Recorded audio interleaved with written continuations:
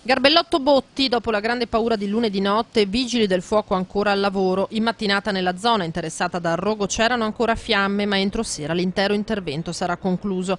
Al vaglio la presenza sulla copertura dello stabilimento di Viale Italia di Eternit. L'ARPA ha fatto anche dei prelievi e abbiamo una risposta definitiva verso sera o domani mattina al più tardi. Questo per garantire soprattutto una sicurezza per quanto riguarda i lavoratori dell'azienda e gli abitanti di Conegliano.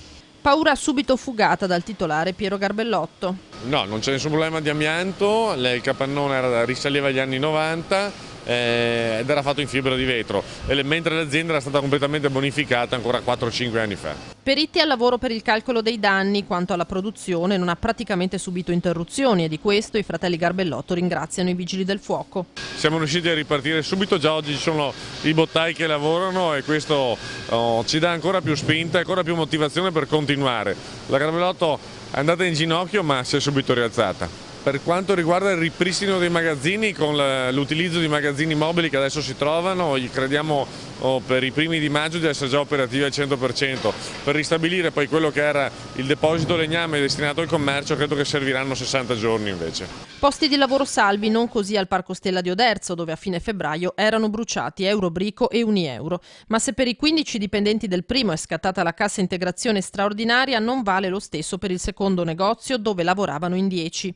C'è una certa titubanza da parte della realtà aziendale sul fatto che magari il Ministero non possa dare il benestare rispetto alla cassa integrazione, ma come organizzazioni sindacali, in primis la CGIL, siamo pronti a trovare poi delle soluzioni alternative o comunque a confrontarci su un tavolo serio. La mancanza dei due marchi rischia di mandare in sofferenza l'intero complesso. Noi come organizzazioni sindacali ci attiveremo per riavviare nuovamente il tavolo e confrontarci anche rispetto alla situazione generale di tutto il parco. Ecco.